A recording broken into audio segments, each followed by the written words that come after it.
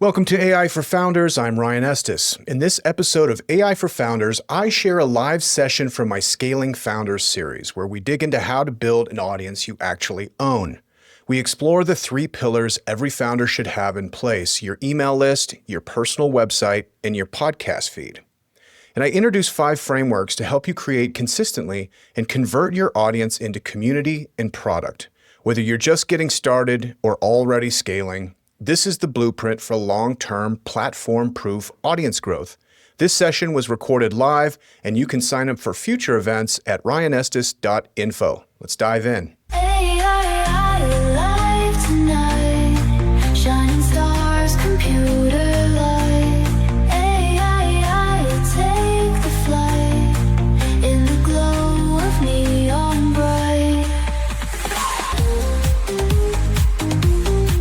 Okay, cool. Let's let it rip.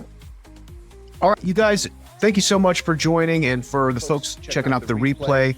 Of course, you can always email me for details. I'm going to rip through this, make this probably 20 or 30 minutes. And if for any reason you guys have questions, just interrupt me. I'm happy to slow down and kind of unpack any of these things as we go. But otherwise, I'm just gonna rip. Okay, so what we're talking about today is kind of part 2 of our Scaling Founder series, which is the fundamentals of owned audience. So this is to take your community with you across platform and project. And for founders and for creators, oftentimes we're kind of hamstrung by platform, which is to say, like, you build your whole platform on MySpace and you see what happened there. And the same thing can happen across all platforms, whether it's X, Twitter, LinkedIn, whatever's important. You build a platform there, and if you lose that for any reason, a breach of terms of service, or it becomes unpopular or whatever, you lose all the traction. So owned audience, particularly as we're talking about personal branding, is going to be the best place to start, which is to say that if the platform collapsed for whatever reason, you still own your audience. And then, of course, with project. So, if you're a founder, chances are you got multiple projects. If you're very fortunate, you have a successful project. And so, of course, you need to build up the brand and the presence there of that company, of that project. But projects change, projects come, projects go. And you want to make sure that as you're building the imprint of that brand, you're also paying attention to your own personal brand, because after that project comes to a conclusion, you can take the project with you. You can take your brand and your audience with you, which will be super important. And we'll kind of dive into that. Okay, so owned audience, particularly these 3 things, what we're going to be talking about today, which is email list, direct communication with your audience, the website. We're going to be talking about a personal website where you can kind of a base of operations for you. And then podcasting, which is deep engagement. So with email list, of course, once you have that email, you can, as long as they have that email list, you own it. Website, you can retarget traffic, and you also completely control all the content there and can experiment. And then a podcast is very similar, that once somebody subscribes to that RSS feed, not necessarily like if you build your podcast on YouTube, then you don't really own that audience. But if you own the RSS feed, you do. And podcasting obviously is unique because it's the only one without a social graph. So if somebody wants to listen to your podcast, they have to look chronologically at the last one that came out or do a search, and then they have to choose to listen to it. So that's where you get that deep engagement. So this is part 2, Scaling Founder series. Okay, so quick intro for me, for people that don't know me. I help 8-figure entrepreneurs add a 0 to their net worth. And I do that with our 2 companies. Kickcaster books podcast interviews for more than 800 founders and CEOs. Kickcaster, basically, we work with founders that want to enhance their personal brand. Or another way to say that is they solve problems by opening their mouth and fixing it themselves. Our company, Wildcast, are also involved in podcasting, is a marketplace for host-read podcast ads, particularly in business and technology. So there, with both companies, we really marry the audience of people that have interest, the podcast host who basically has domain expertise, and then the guest who really is basically there to add credence, precedence, and expertise to that podcast show. With Wildcast, we also introduce sponsors that basically want to capitalize on those relationships. And here's a couple of case studies of folks we've worked with. In this, I like to say, winning. So Alex and Leela Hormazi, we started working with them probably 4 years ago. This was, if you guys are familiar with them, their original company, Gym Launch, I believe they sold for $50 million. And since then, they built acquisition.com, which is doing probably $100 million annual run rate, last I heard from Alex. And what they've really done to facilitate and to grow those businesses is build their personal brand. These guys are omnipresent at this point, whether it's short video, podcasting, book writing, lecturing, webinars. They've really capitalized on their personal brand to push their company acquisition. And on top of that, acquisition, what they do is help scale other businesses with products and services to invest in them. So they become the ultimate distribution source to scale the businesses personally. So for example, Alex, the only brand I think he's repping in his portfolio right now is Skool. And he can use the leverage he's built with his personal brand to basically scale that business. Scott Harrison also has leveraged his personal brand for great success, Charity Water. He's very mission driven. And he's also very story driven. And I think they've got more than 1 million Instagram followers that he's been able to get there.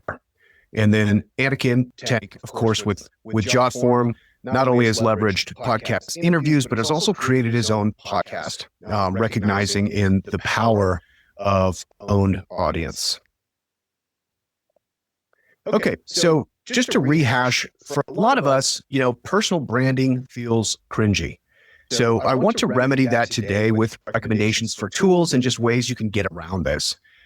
Because in some capacities, it is cringy. You're going to have to be willing to stumble a little bit and put yourself out there and be vulnerable and risk the cringe. But done well, you'll get better over time. On top of that, you feel too busy. You feel imposter syndrome. You don't want to be the face of the company. You want to be a behind the scenes guy.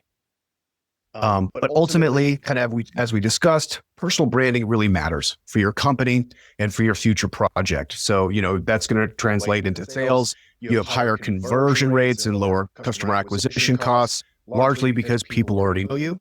Valuation, you can attract strategic partnerships. The valuation with your name attached to it is higher. And if you're looking for investors, it's easier to find fundraising partners, and you get better terms, again, because they already know you and they know your history. So here we go. Here's how we're going to kind of talk about owned audience in the framework we're going to go into. So we have ACP, which is audience, community, then product. We've got the format, test content styles that feel natural and align with platform trends. Again, ease of use and comfortability is going to define success with this. Like, you have to want to do it. Otherwise, it's not worth it. Systems, create idea generation, capture, and production for rituals that stick, and then goals. And we'll kind of break these down one by one. So the ACP framework this is relatively new. People have done it for a long time, but I think they're really starting to see how effective this is. Typically, founders will start with a product. They become obsessed with a product. They become obsessed with their solution, and they build it. And they have no validation, and they have nobody to sell it to, which is kind of a scary place to be. You have the product, but now you need customers. The ACP framework flips it on its head, which is to say you start with the audience. Okay, so you identify underserved people in the niche you're passionate about. You focus on organic reach, create consistent, valuable content, attract like-minded individuals. For me, I went through the same exact process. So we're going to kind of go into what I did probably about a year ago. I'm working with, 800 different founders on enhancing their personal brand. I realized that I was not dog fooding my own product, and I set out to change it. So what I wanted to do is begin with an audience. So who do I want to speak to? For me, it's founders. I love founders. I love creators. And that's ultimately who I want to sell products to. So you start to build an audience. And how I did that was to basically test. I did probably 3 iterations of a podcast, 3 iterations of a newsletter before I found kind of what was sticking to build a community. So that validation process is like, hey, founders is my audience, but what are they really interested in? And right now it's definitely AI. So as I kind of tested, I saw more and more people have excitement, enthusiasm.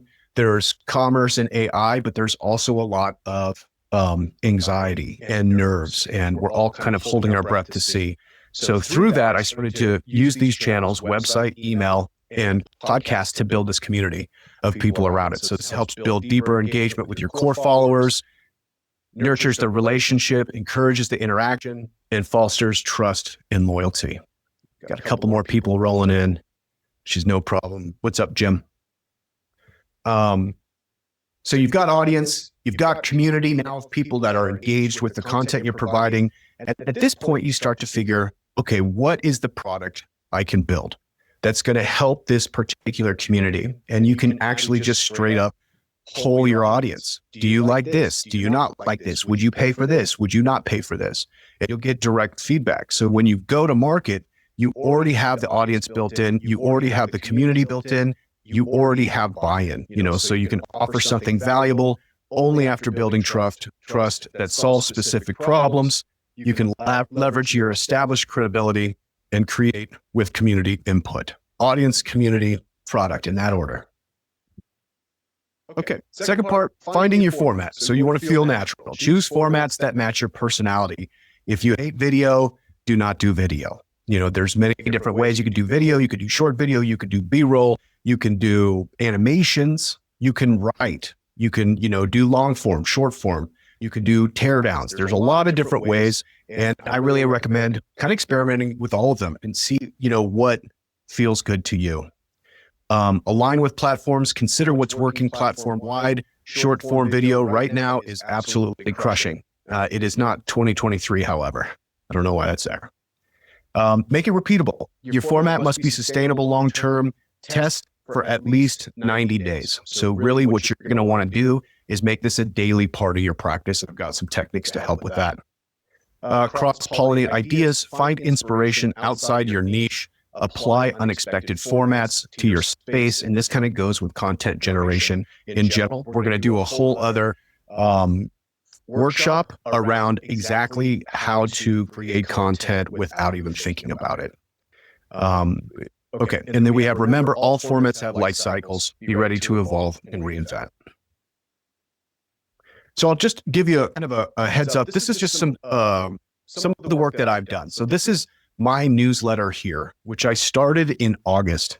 And up to now, I've got about 19,000 subs all in. If you count, LinkedIn, there's probably another 1,000 on top of that. So I've had some great success of building this list. I feel really good about 19,000 subs at this point, and the engagement right now is really strong. So we got an open rate of 43%, click-through rate of 3.6%. If anybody wants to know how I was able to build this list, very specifically to founders and CEOs that are interested in AI, let me know, shoot me a note. I'm also going to do another seminar on list building itself, but I'm happy to share the sauce before then.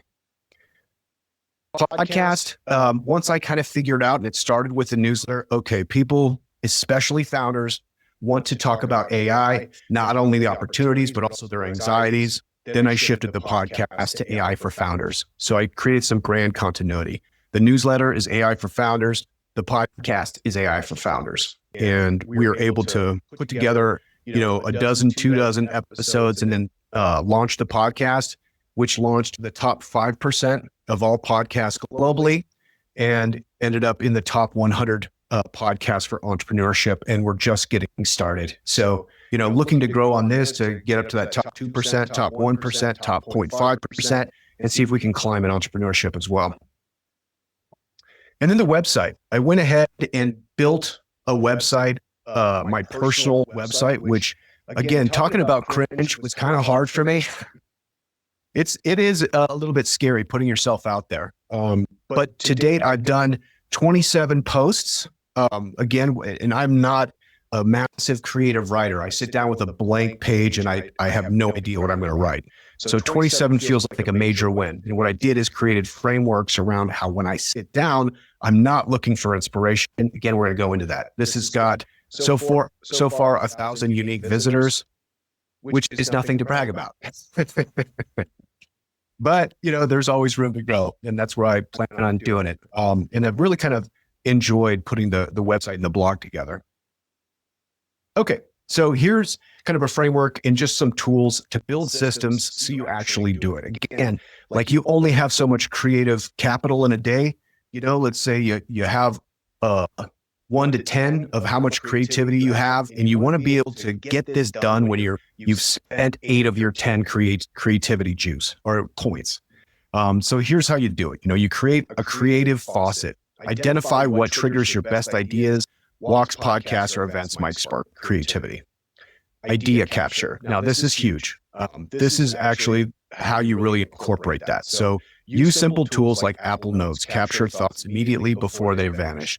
Now, for most of us, we'll have an idea. Maybe we're driving in the car and you think you remember, but you will not. The habit, if you haven't gotten into it already, is finding a place for your ideas. And ideally, it's a place where you can organize ideas and prioritize, so if you have an idea for content, and a great way to think about content is best, worst, weirdest of anything. What was your best job ever? What was your weirdest job ever? What was your best first date ever? What was your worst first date ever? You can do best, worst, weirdest about any subject matter and immediately start to capture your stories. With those stories, there's a bunch of AI tools that you can use to enhance them and make them much more readable, which again, we'll get into at a later date. But just getting the ideas captured is a major win. One of the tools that I really like, I actually interviewed the founder yesterday, is called 2apps. So I think it's 2apps.com, which is built exactly for this. Production ritual, block dedicated weekly time, transform raw concept into polished content consistently, which is just to say, put it on your calendar. Find a time that you're going to actually create, find a time you're actually going to publish. Timing strategy, publish with your audience when it's most active, leverage trends, topics for increased visibility. This also kind of will send you down into like a validation hole where you're counting how many likes you got or views you got on a particular post, which may be actually counterproductive to what you're trying to do. Because you do want to focus on what's resonating with your audience. You don't want to associate identity with some kind of success with online viewership. Okay, so then finally, you want to set a clear goal and track it. Your personal brand needs a specific destination. Without clear targets, you'll drift without purpose. Choose one primary objective that matters most, whether it's audience size, email subscribers, or revenue. And then review the metrics every 30 to 90 days. Remember, your audience is your insurance policy in an uncertain economy. So, a great metric to follow is kind of what we looked at, number of subscribers, what is their rates of engagement, and test that as you move along. Okay, a couple of reminders. Building a brand takes time. You want to have clear and consistent messaging. But that doesn't mean you should not experiment, what's resonating with the audience, but also ultimately what's resonating with you. Because if you're not connected to it, you're not going to do it. Look for that strategic visibility, and then you're always looking to build trust and authenticity. And then this is the main goal I like to encourage, and I'm doing myself, be nice to yourself. Don't judge your work until you've published 100 times. This was kind of the benchmark I set when I started out podcasting a decade ago. And it's done me well in that time, so when I'm looking at my blog post, I posted my 27th, it's much better than my first. And I expect my 99th to be much better than my 27th. Okay. Now we're going to talk about 9 tools to kind of help you along. I'm going to, like I said, transcribe all of this, put all this into a replay and send you all the notes, and you have links to all of these. So you don't have to take notes or do screen grabs or anything like that. I'll just send it all to you. The first one is Elementor, which is a email builder on WordPress platform. I've tried probably a half dozen of AI website builders, and there's some pretty cool ones, but you end up always having to pay a subscription, $20 a month for your website. Maybe you want to pay that, but also the amount of customization and really detail is not quite there yet that I've seen. I am definitely open to new tools. If folks have, tools that they recommend, send them to me. I want to take a look at them. But Elementor is very powerful on top of WordPress and has great AI integrations as well. I'm recommending Apple Notes only because it's on your phone already, probably. But honestly, I don't like Apple Notes. It's so annoying. I don't understand how come sometimes I highlight, a link or words and you can hit the copy button and then sometimes the copy button's not there. I don't know. But if you're not in the habit of taking notes regularly, Apple Notes is a great place to start. 2 apps, much better. Spiral. This is a new one. This is Spiral.computer. It's called it's kind of billing itself as a distraction-free writing environment designed specifically for creators that need focused productivity. Now, what I loved about this is it has very deep prompt engineering. So what you do is you load up a website, you load up a couple of blogs, you load up a couple of emails. It starts to get familiarized with your writing style, and then you can put in the piece you're working on. So if I'm doing a blog post that's a recommendation for Apple Notes, we'll say, I kind of put that through a first draft, send it through Spiral. It puts it into the tone based on the information I gave it, which in itself, it's the most powerful writer I've seen and the best writer I've seen at not only kind of readability, but also putting it in my voice. And what I liked about this is it shows you and gives you the prompts, not only for what you're using, but for what other authors are using. And they're deep. It's probably, I think the last one was like about 35 different lines. So 35 sentences of prompting of how to elicit the kind of writing I like. And you can go in there and copy all that prompt engineering without paying for a subscription. So what I did is got it to a place I really liked it in Spiral. And then I took the prompt engineering and just brought it to GPT, and it was not as good as Spiral, but darn close. So you're able to kind of start to stack different prompts. So hopefully, for me, if GPT with this prompt engineering is 80% as good as what Spiral's putting out, I'm going to do it because honestly, my biggest anxiety right now with AI is just subscribing to a million tools. I don't want to do it. So if I can bring stuff back to GPT, they're getting my $20 a month at this point. All right. Okay, these are podcast tools. So we didn't talk too much about podcasting, but we'll get into that a little bit more. Spotify for Podcasters is where I'm hosting my podcast now. It's great. It's free, which I love. And it also integrates video. So right now it's publishing. I got the podcast publishing to YouTube, which I have to do independently. And then I publish it to Spotify, so it has video. And then from Spotify, it populates to RSS, which will take you to like all of the podcatchers. So Apple Podcast, Google Podcast, all the big ones, you can kind of push it out from Spotify. Descript is an editing tool, which I absolutely love. It's fantastic for making short. It's fantastic for enhancing the audio quality. It has automation and AI for you doing multiple camera angles depending on who's talking at what time. I mean, coming from like podcasting in its infancy where, editing a podcast could take a half day. Like this literally does it in seconds. It is a great tool. I think they're about $60 a month and worth every penny, if not for just taking long conversations, turning them into shorts, and then being able to publish on different platforms. I also included Notebook LM. Largely, I'm using this. Basically, what you do is you can paste in content and it will create a podcast. It'll make a podcast, a two-person conversation about whatever data you put in there. And honestly, I consume information really well in podcasts. So I'm using that to kind of either read articles or take deep dives on case studies and stuff like that with Notebook LM. Plus, I'm also very curious of like, adoption to AI voices or AI personalities in media in general. There's going to be a time when we all just accept that we would prefer the robots be talking to us than people. I hope not. I hope that day's long, far away, but I think we'll start to see that. So how are we going to incorporate ourselves with AI avatars? And then ultimately, how are we going to create our own AI avatar that represent us in a way that we're comfortable with?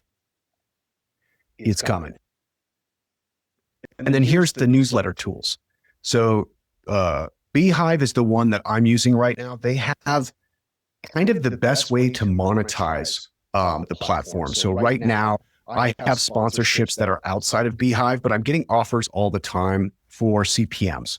The CPMs are largely based on openings. So, right now, if I went back, I think, there's a company that's offering me $5 for every 1,000 people that open an email. And if we've got, 19,000 on the platform and half of them, open it up, then you're looking at $45 maybe every time I publish, that you can make off one sponsorship through Beehive. I think I'm paying $150 a month for Beehive. So if I can offset the cost of the tool itself with sponsorships, particularly you can toggle between which sponsors you want. It's great, and create revenue opportunities just with kind of passive advertising. I also put Substack in here largely because Katie loves Substack and has turned me on to a bunch of great ones. But again, the credibility of Substack, I think, can probably enhance a lot of people's personal brand, largely because it is seen as a little bit more intellectual. Also love how you can record podcasts in Substack and play it in your email browser. I think that's absolutely brilliant. And then Mild. Mild is actually kind of it's a search engine for newsletters. So we'll do a separate one for creating content with newsletters, but a great place to start with newsletters is to just be an aggregate of great newsletters you like. So subscribing to 5, taking the highlights, the news, the events, all that stuff, bringing that into one location, and that becomes the basis of your podcast. And it's also just a great place to get inspiration, which is Mild. Cool. So I would love for you guys to check out what I'm working on and subscribe to my podcast, subscribe to my newsletter. I'm out here looking for subs. This is ryanestes.info. If you guys have any questions, you can always reach me at ryan@ryanestes.info or on the contact page. This is going to be probably a 6-part series. So we've got 4 more coming. And I'll make sure you guys get the invitations for that. And then a little bit more about Kitcaster. So Kitcaster works with funded startup founders, entrepreneurs with exits, and C-suite executives and books them on the world's top podcasts. Now, as a founder, you want to work on owned audience, but sometimes that might be a little bit of too big of a step. Now, podcast guest interviews give you the perfect opportunity to test your messaging, to test your audience, to find community before you build the product, or to kind of work or get distribution for the project you've got right now. If you're interested in podcast guest interviews, definitely hit me up for that. Love to bring you on to Kitcaster. Oh, you got a question? Yeah, I'm actually right now in a meeting, but I wanted to pick up your call. We talk in about 2 or 3 hours because I'm going to be in this meeting and then I have another meeting back to back. You got it, Ed. I'll shoot you an email. We'll schedule it. Okay. And I emailed you the changes. Did you receive them? You know what? I'll have to double check. Give me just a quick minute. All right.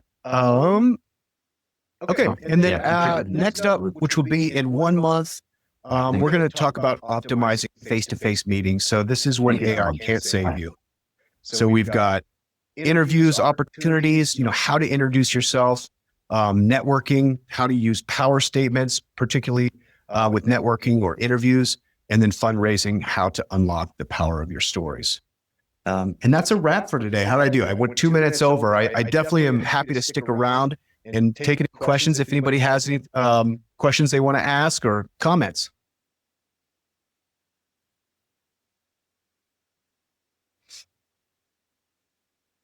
Kate, I know you're dying for a question. No, I was just going to say this is great, Ryan. Thanks, Kate. I appreciate it. She has to say that, but I thought it was really well done. Jim, appreciate it, buddy. And like I said, I'm going to bundle this all up so it's a little bit more actionable. If I can be a source of inspiration or accountability for you guys as you're kind of moving through with this personal branding, I'm happy to do it.